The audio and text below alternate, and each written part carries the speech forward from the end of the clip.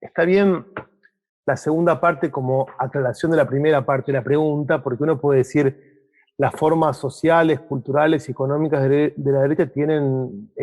digamos, vehículos no partidarios para acceso al poder que utilizan y utilizaron en Argentina y en América Latina a lo largo de su historia. La vía partidaria es una de las vías de acceso al poder, y en Argentina es un caso en ese punto interesante porque la vía partidaria fue una vía bastante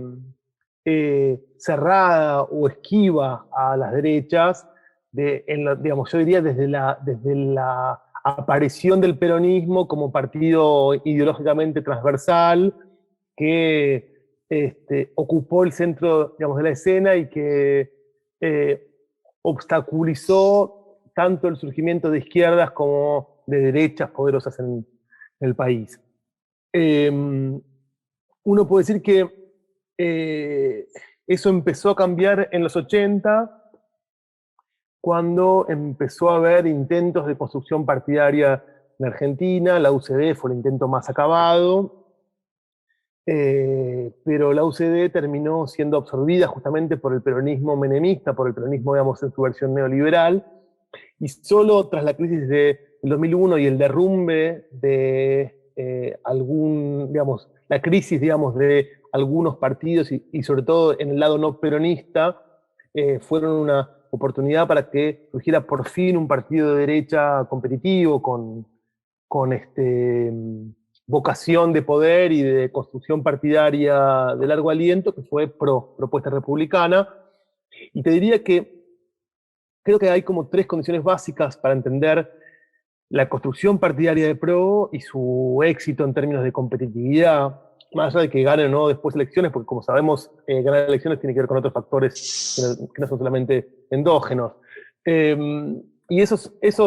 factores fueron primero la inversión en organización partidaria, tanto para vincularse con los electorados propiamente digamos, de derecha, o sea, con los sectores altos, con el empresariado. En Argentina, las élites económicas y sociales tenían una profusa actividad pública, pero una actividad partidaria mucho más borroneada. Básicamente, había una sensación de que las élites, digamos, no encontraban su propio vehículo partidario para expresarse políticamente, y el PRO crea instancias de articulación, de movilización y de organización de una parte, por lo menos, de esos grupos, no, digamos, no de todos, pero digamos, de una parte de ellos, otorgándoles un lugar en la construcción partidaria y sobre todo en la movilización electoral desde el año, digamos, 2011 con más fuerza. El PRO nace en 2002 como think tank y partido muy pronto, cambia de nombre, digamos, nace como Compromiso para el Cambio, se llama PRO desde el año 2005 y desde entonces es que inicia su construcción partidaria. Entonces, yo diría que una primera cosa es la inversión en instancias de movilización de su núcleo electoral. Una segunda cosa es incorporar electorados secundarios, sobre todo sectores medios y populares, a través de digamos, de dos vías. Una es la vía de incorporación de cuadros políticos de los partidos, digamos, más tradicionales. PRO absorbió políticos radicales, absorbió políticos peronistas que le permitieron conectarse con electorados no tradicionalmente cercanos a la derecha en Argentina, y a la vez con una innovación programática, que es como el segundo elemento clave, que es un partido que en Argentina, donde no había una derecha ideológica numerosa, necesitaba construir un programa atractivo para sectores más amplios. Y yo, digamos, diría que ahí hay dos elementos. Uno es un programa atractivo en un contexto adverso para las derechas, como fue el del llamado giro a la izquierda, digamos. El PRO nace y se forma durante la supremacía kirchnerista de ese peronismo de centroizquierda en Argentina, con consensos distributivos y consensos culturales muy adversos para los valores y para las ideas de derecha. Entonces, hace un movimiento en dos sentidos. Primero, en moderar las ideas clásicas de la derecha y tomar posiciones más centristas en muchos tópicos. Y en segundo lugar, construir discursos, digamos, en issues disponibles, o sea, en temas en los que las otras fuerzas no, digamos, no invertían, y sobre todo con una búsqueda de captar electorados no politizados, o sea, ir en búsqueda de un discurso no politizado de sectores medios, medios bajos, que podían conectar con un discurso de los sentimientos, de las emociones, que no es el discurso clásico de las derechas, por lo menos en Argentina, claramente, que eran más ideológicas y más doctrinarias. Estas, digo, la inversión organizativa y la inversión programática o la renovación programática son dos factores que me parecen clave para entender cómo se construye el PRO en Argentina.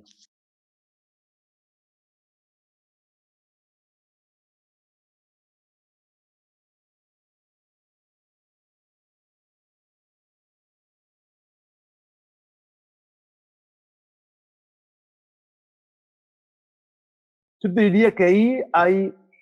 factores, también dos o tres factores que identifico como claves. Hay uno primero que es una política de coaliciones que el PRO se da cuando entiende que su lugar en el espacio político argentino era el no peronismo, y empieza a incorporar y a establecer alianzas con todos los posibles competidores por el voto no peronista. Y básicamente hay dos alianzas clave que hace el PRO entre fines del 2014 y principios del 2015, justo antes de las elecciones de 2015, cuando forma la coalición Capiemos, justamente. Una es con la principal líder personalista del no peronismo en Argentina, Elisa Carrió, que no tenía un partido poderoso en términos de extensión territorial ni de estructura, pero sí tenía una voz pública muy potente y era una gran organizadora, si se quiere, del discurso no peronista y antiperonista. Y una segunda, que es la alianza con el Partido Radical, con la UCR, que es un partido muy grande, muy histórico, muy en crisis también, pero que mantenía una estructura subnacional que le permitió al PRO tener una consistencia y una presencia nacional que no tenía por sus propios medios y que no logró en esos 10 años de construcción partidaria de los que estábamos hablando recién. Entonces, digo, esa es, digamos, la idea de que, digamos, requería de coaliciones para ser competitivo fue muy importante. Y en una coalición en la que el PRO lograba ser el primus inter pares, digamos, lograba ser el factor, digamos, dominante y organizador, con lo cual no perdía todo ese trabajo de construcción identitaria y de marca que de hecho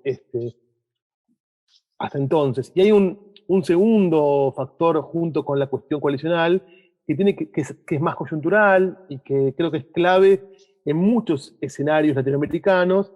que es la cuestión de que el giro a la izquierda produjo también en cierto momento una sensación de amenaza en sectores más o menos amplios vinculados con el modelo Venezuela y con lo que implicaba Chávez y el chavismo como gran fantasma para sectores conservadores y a veces para más que eso, digamos, ¿no? Y que se expresó en la idea de la chavización de Argentina, Chilezuela en Chile, el castrochavismo en Colombia, digamos, hay varios ejemplos en los que este recurso al miedo a Venezuela funciona coyunturalmente como un gran incentivo moral para movilizar gente. Entonces yo diría que ese factor coyuntural también contribuye a entender por qué en algunas condiciones una derecha que se construye lentamente, en condiciones muy adversas, se vuelve competitiva y puede hasta inclusive ganar elecciones.